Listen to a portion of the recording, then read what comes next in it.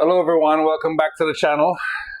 Today I thought I would jump on and just do a brief video about my rear subframe for my 1972 Classic Mini that I'm in the process of rebuilding.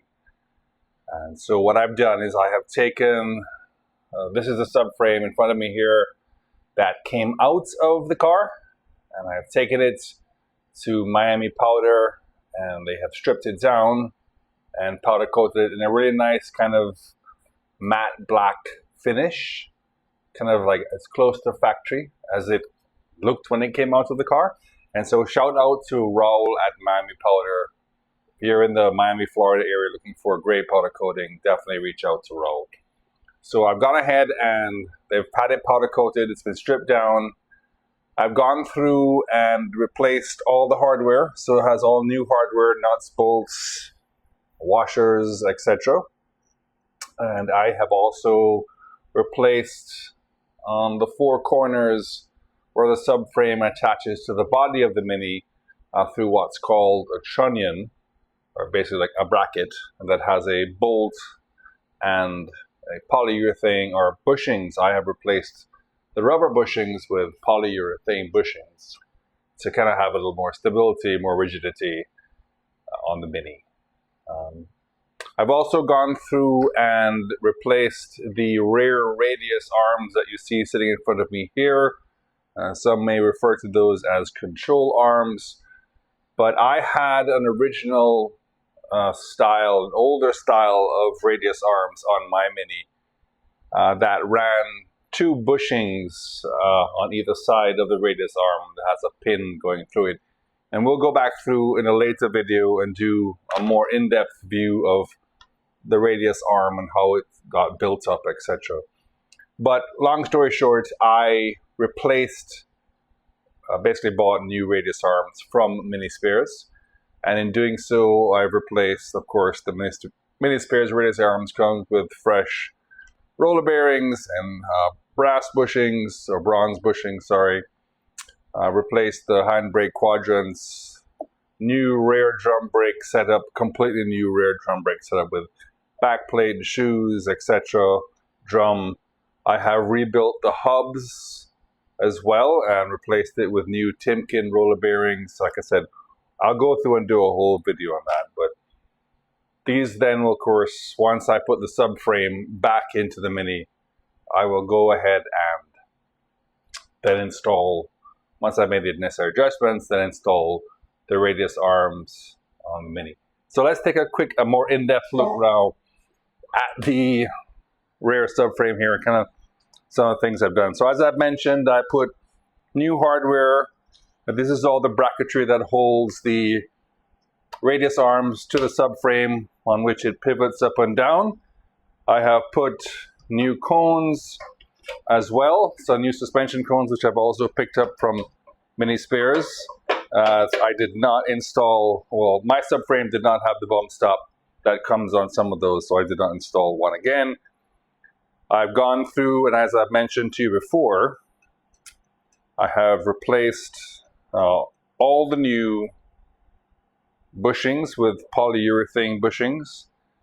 These are new trunnion pins that I've installed on the poly bushings, and of course that brown goop or there is actually just a bit of copper slip to kind of help prevent some rust and to help it come apart or not bind up through the dust and the water and the etc. heat that will be applied to it as it goes. So these are just attached. Like I said, I've replaced the trunnion. I haven't replaced the trunnion. I've actually taken the stock trunnions or the original trunnions and simply had them powder coated by Raul at Miami Powder. But I've gone through and put all new hardware in, all new bushings all the way around. It's very important. I've also gone through, because I have switched the car over to a dual line braking system with the brake compensator valve or the brake limiter valve installed in the front of the car on the firewall. I've removed the stock brake limiter valve or compensator valve that was put here originally on the rear subframe of my Mini. And I've replaced that with just a simple brass T-fitting that I also picked up from Mini Spares. Now, as part of the upgrade process, I do have to go and do one bit of work on the body panel or the rear panel where the subframe bolts into the body, those two trunnions. One of the nuts, so there's captive nuts on the inside, came off. Car's over 50 years old or 50 plus years old. So I'm going to go ahead and use a rivet nut. Simply tap a larger hole, put this in, apply it, new hardware that will then be used to bolt that to the subframe to the body of the car or to the rear panel of the car. So that's something I should take care of in the next day or so. I've also gone ahead and picked up a new hard stainless steel braided lines from Classic Mini DIY. So shout out to Cole at Classic Mini DIY. So all new hardware, everything from the brake master cylinder down to the brake proportioning valve, the brake line that runs across the front of the subframe that connects, the two ends, the driver's side and the passenger side, for disc brake conversion. New rear lines here that will go from this particular, the hard lines that come off of the T-junction that run all the way down the radius arm to the drum. So all new lines there. So just overall beefed up the performance, give it a little more, better braking. Of course, Mini's a tiny car, but you also want it to be able to stop. I've gone with drum brakes on the front, and of course I have the upgraded, or not upgraded, just a simply rebuilt brand new drums bearings in the back.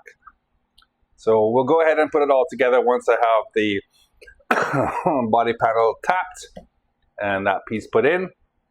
We'll install the rear subframe, come back in. Once I have the alignment and everything set, then I'll put the radius arms in, put on the new hard lines for the braking system, the new stainless steel braided lines that I picked up from Classic Mini DIY. I'll also set up the handbrake cable. So we'll do all that separately.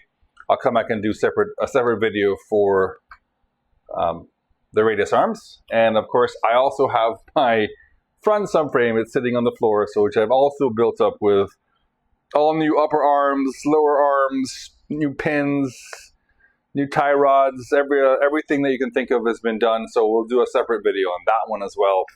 We'll come back once it's actually built up to a point. So I'm not going to actually walk you through, I'll walk you through the process that I did, the things that I did to get it to the point, and then we'll do a video of me installing it or struggling to install it in the car. So anyway, just thought I would come on and share that. It's been a while since I've done a video on the Classic Mini project. Life's been busy, but want to come on and share. Really do appreciate your continued support, your likes, your subscribes, your watches, your comments, your feedback. Been working with a couple of other YouTubers that really help. I'm going to put a list of the folks that I have been working with that I found very helpful, that I think will help you find very helpful as you go through your mini restoration project or just want to go and watch some really cool videos. So again, really do appreciate the support that you continue to give. Please click like, subscribe if you haven't already done so. It helps me continue on with this build and move things forward. And we will come back and talk to you soon. So again, thanks for your time. Thanks for watching. And we'll come back with the next video. Cheers.